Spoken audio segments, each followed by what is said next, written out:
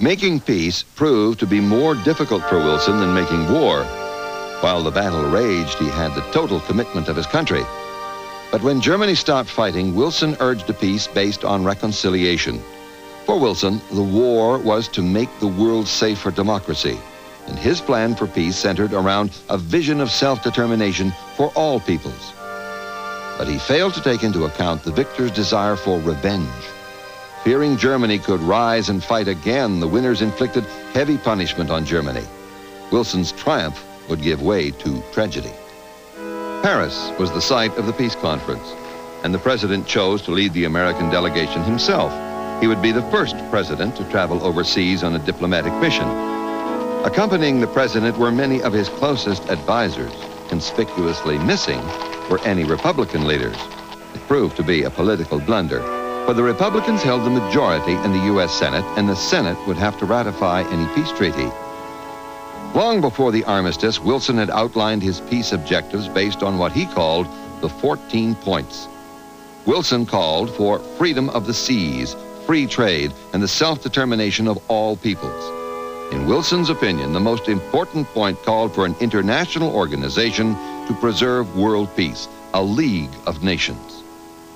Upon his arrival in Europe, Wilson was greeted like a savior. His self-confidence grew as European crowds hailed him as the one who had brought the war to an end. It's perverse to say this, but from a certain perspective, the war ended too soon for Woodrow Wilson's ultimate aims, because the United States Army did not play the major military role that he had expected that it would, and he could not convince the Allied governments, therefore, that he had earned the right to really dictate the terms of the peace to them on the grounds of American military achievement. But at the peace table, the leaders of Britain, France, and Italy seemed more interested in revenge and post-war power than in Wilson's idealism, and they were determined to punish Germany and strip it of its strength. But Wilson did win endorsement for the League of Nations, which he considered the critical aspect of the treaty. On June 28, 1919, the peace treaty was signed in Versailles, France. It included just 4 of his 14 points. The Germans felt betrayed, and Wilson headed home to get Senate approval. But Republican senators were upset that they had not had a hand in writing the treaty, and they held the majority. The president also ran into opponents like isolationist Senator William Borah of Idaho. If the savior of man would revisit and declare for a League of Nations, I would be opposed to it. The Republican leaders succeeded in delaying a vote on the treaty in the Senate. Angry at his opponents, Wilson embarked on a whistle-stop campaign across the country. He would take his case for the League directly to the people. The campaign was taking its toll on the president's health. After a speech in Pueblo, Colorado, Wilson collapsed. He returned to Washington and suffered a massive stroke. Depressed, incapacitated, and unable to run the government, Wilson was kept in seclusion by his wife and closest advisors. In 3 separate votes, the Senate failed to ratify the peace treaty, blocking American membership in the League of Nations. Well, in the final analysis, I believe the Senate rejected the treaty because it stood on this old principle of isolationism. It's believed simply that the long-established historical practice of non-involvement in the affairs of the rest of the world, no political attachments to other countries, no treaty obligations to other countries, a principle that went back at least as far as the time of the American Revolution, a principle affirmed in George Washington's farewell address in the 1790s, a principle that had undergirded American diplomacy for well over 100 years. A majority of the Senate, and I dare say a majority of the American people, felt that that was still a good, solid, valid principle to guide American diplomacy.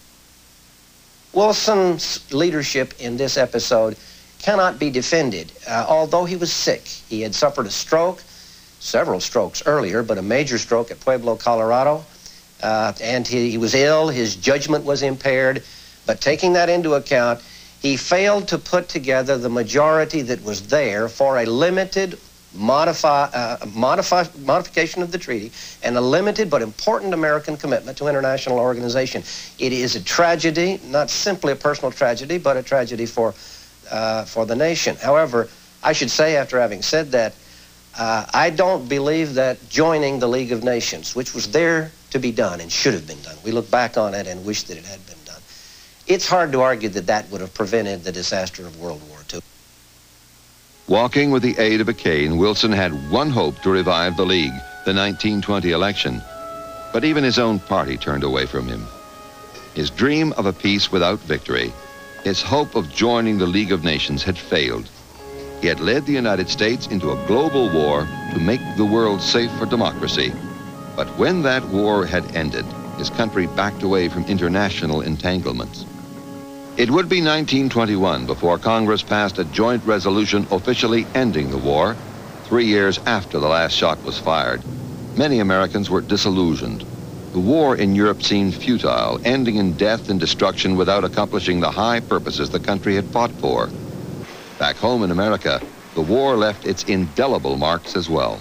There were some ways in which the pre-war progressive reform movement was fulfilled during the war. After all, during the war, we got the 18th Amendment and the 19th Amendment very quickly. They had not been possible to get them before.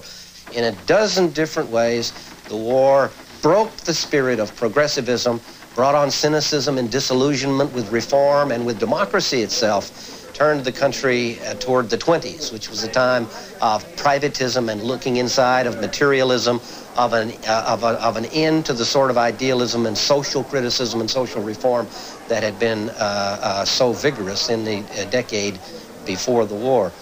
Well, in the short run, the war brought rather tremendous prosperity to the United States, though it's an interesting argument whether continued neutrality would have brought greater prosperity. I happen to think it would have. Diplomatically or politically, the war changed very little. The United States reverted to an isolationist stand, refused to join the League of Nations, became once again an isolated power on the far side of the Atlantic Ocean. Economically, however, the United States had become, because of its role in the war, the world's leading creditor nation. It had more financial and monetary reserves than any other country. This was a great reversal of its historic role. The United States had been a debtor country through most of the 19th century, as it is again at the end of the 20th century.